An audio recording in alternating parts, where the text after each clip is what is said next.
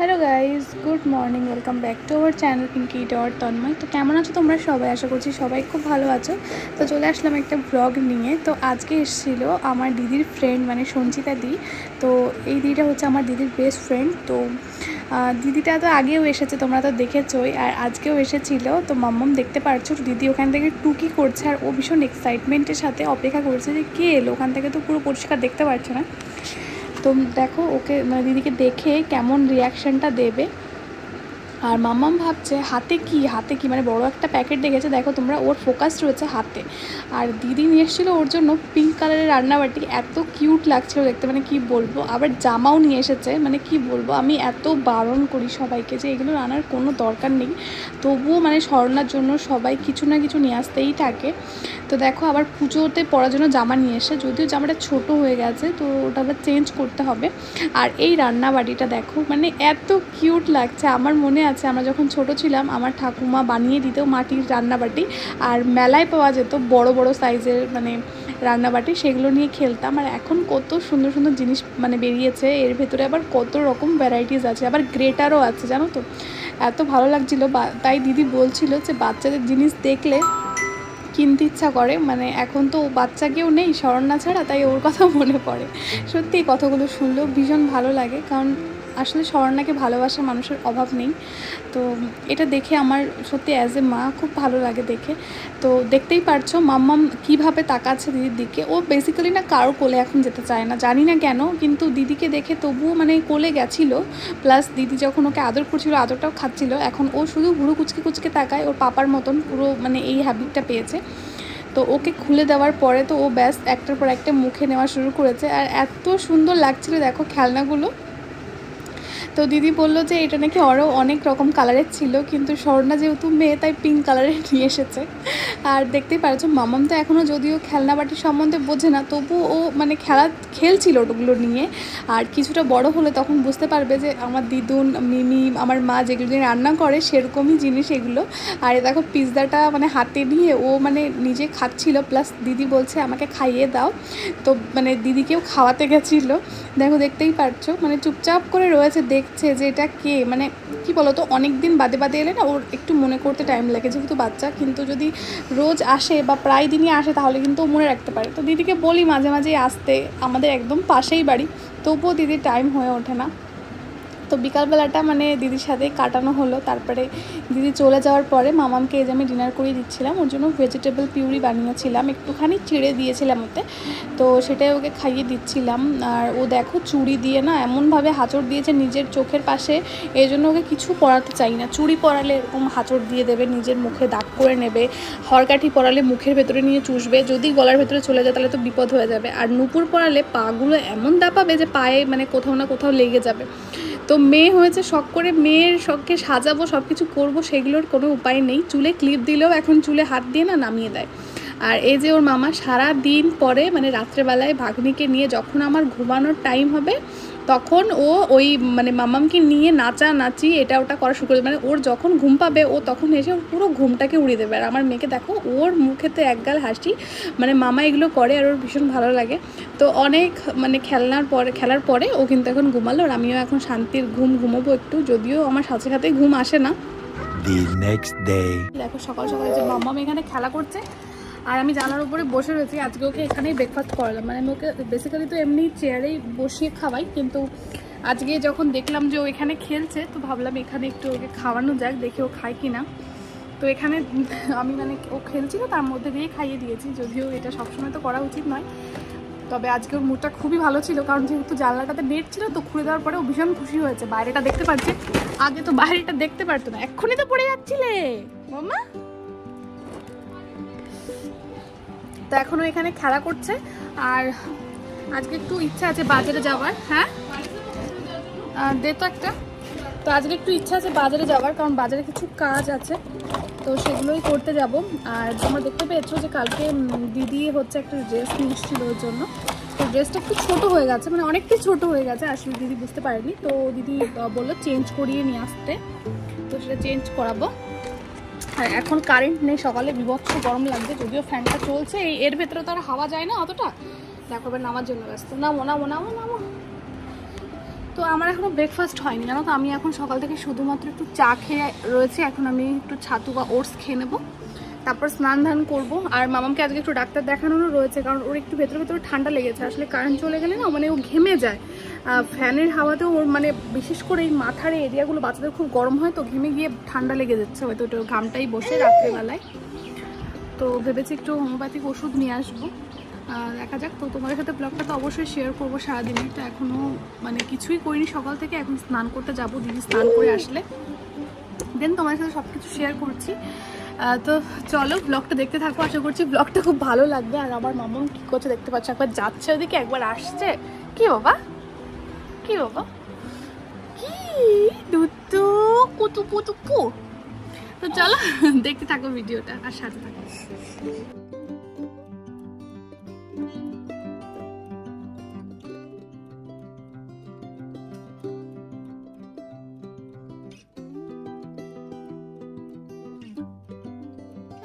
কোথায় যাচ্ছ তুমি? দেখো আমার মেয়ে তার দিদুনকে দেখেছে বাইরে, যে দিদুন কাজ করছে আর ও টুকটুক টুকটুক করে বেরোচ্ছে। হ্যাঁ দিদুন আছে বাইরে, চলো চলো চলো।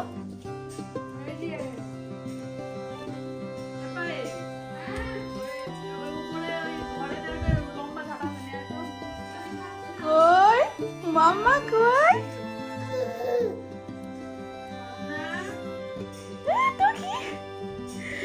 টুকি মাম্মা, টুকি বকা, টুকি বকা, কই কই কই বকা। দেখো তো চোখটাতে চুড়িতে লেগে কেমন হয়ে গেছে।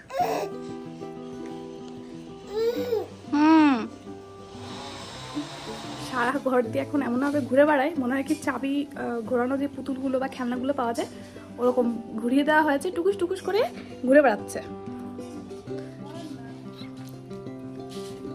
কেবল না হামা দিলে ভাতের নোংরা না মা মুখে দেয় কেউ।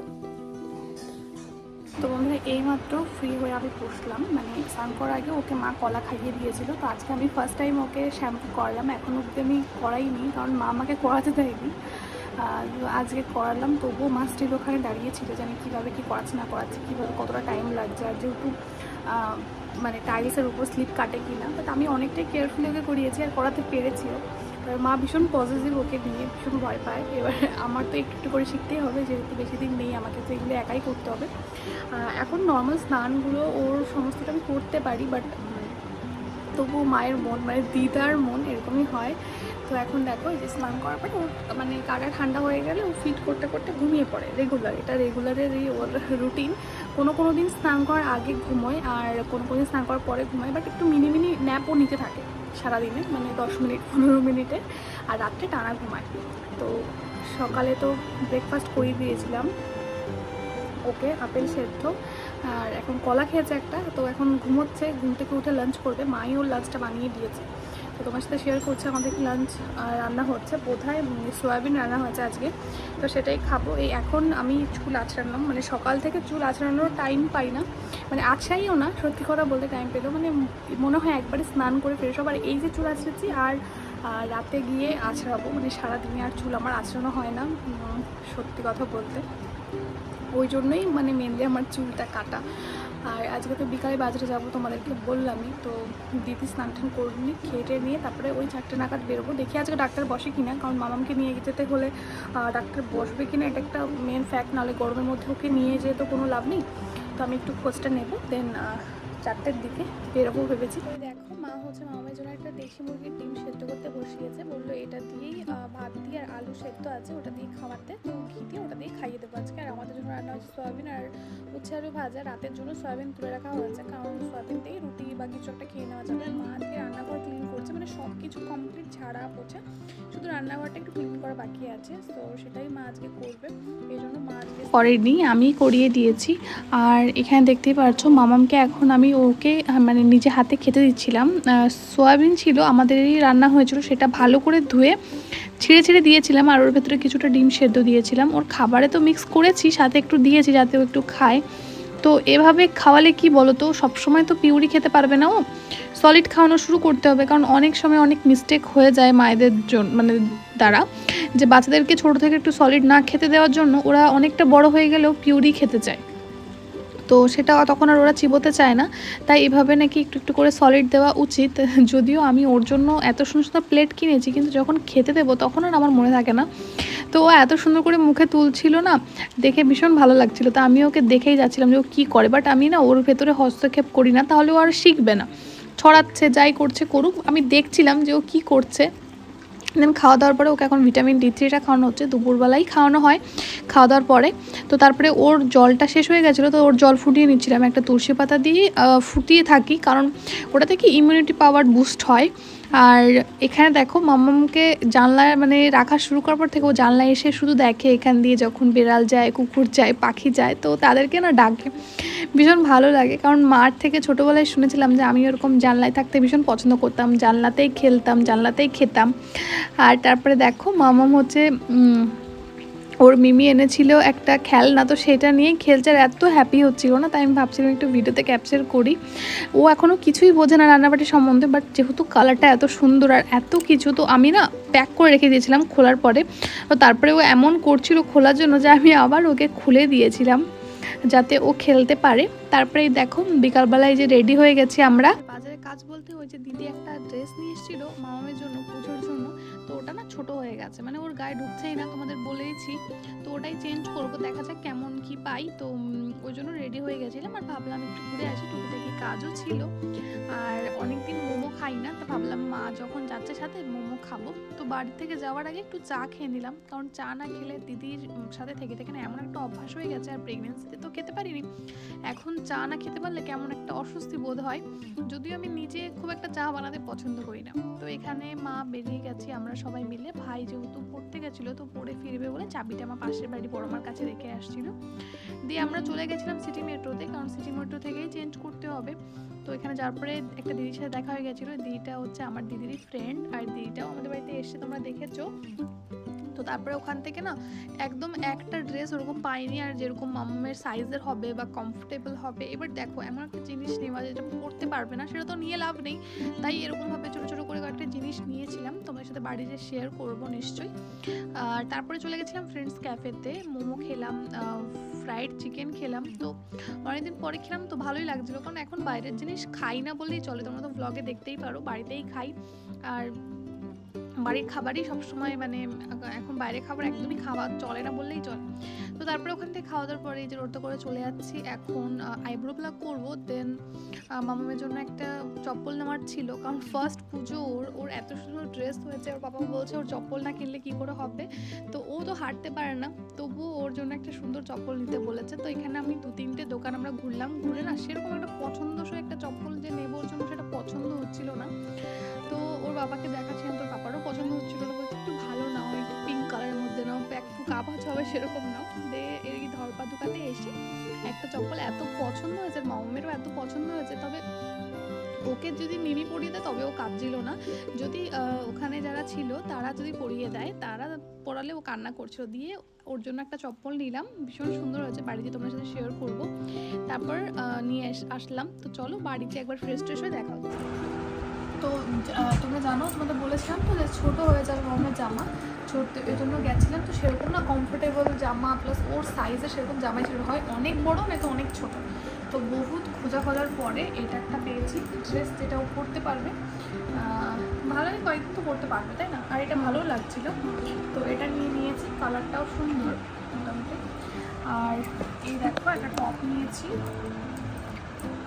এই যে এই টপটা, এটার সাথে এই যে এই প্যান্টটা, তো এটা এটার সাথে খুব ম্যাচ করছে, যেহেতু এখানে ব্ল্যাক কালারের ফুল আছে না, ওই জন্য প্যান্টের কোয়ালিটিটা অনেক সুন্দর। তো ভাবলাম সামনে শীতকাল প্যান্টটা পরতে পারবে আর টপটাও পরতে পারবে। এইগুলো তাও দেখো হিসাবে কিন্তু ছোটো, কিন্তু এখন আগে না মেট্রোতে অনেক অনেক মানে বাচ্চাদের সাইজের জামা ছিল, এখন দেখছি সব উঠিয়ে দিয়েছে।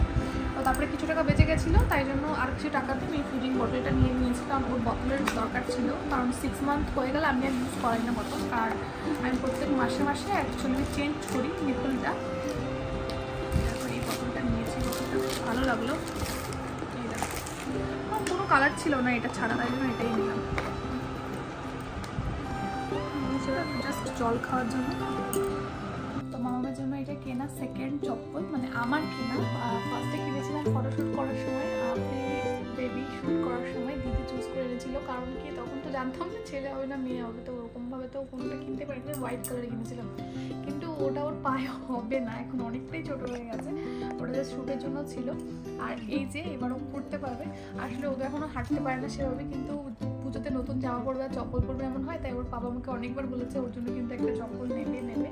তো প্রথমে না অনলাইন থেকে দেখছিলাম, কিন্তু অনলাইনে না অনেক বেশি প্রাইসের, মানে ফার্স্ট ক্রাইতে, আর যেগুলো মানে পছন্দ হচ্ছিলো সেগুলো আর কি নর্মাল ড্রেসের সাথে পরার মতন না, মানে পার্টি ওয়্যারের সাথে পরার মতন। তো ভাবলাম কেননা বাজারে গিয়ে দেখি পাই কিনা, তো এত সুন্দর চপ্পল পেয়েছি মানে কি বলবো। আর তাছাড়া এমনি স্মিটেন্স বলে না ওগুলোকে, মিটেন্স বলে, ওগুলো তো অনেকগুলোই ছিল পড়েছে, তো ওগুলো তো আর এখন পড়ানো যাবে না। তো দেখো নিয়েছি এত সুন্দর করে, দেখো এটা মানে আঁকা পাথরের জিনিস মানেই সুন্দর। তো আমি 2-3টে দোকান ঘোরার পরে কিন্তু এটা পেয়েছি পছন্দ মতন। আর যেহেতু এটা ওর ফার্স্ট চপ্পল, তো এটা তো অবশ্যই অনেক বেশি স্পেশাল আমার কাছেও আর ওর কাছেও। দেখো কি সুন্দর করে লেখা রয়েছে, খুব সুন্দর লাগছে, পিঙ্ক কালার না, ওই জন্য বেশি ভালো লাগছে।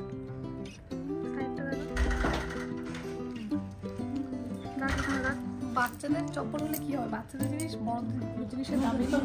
মা গেছিল, মার চশমা দেওয়া ছিল, তো আমরা আগে চলে এসেছি, মা আবার আমরা বলতে ভুলে গেছি আনতে, এটা মানে এটা নেবো না, ভুলে গেছিলাম।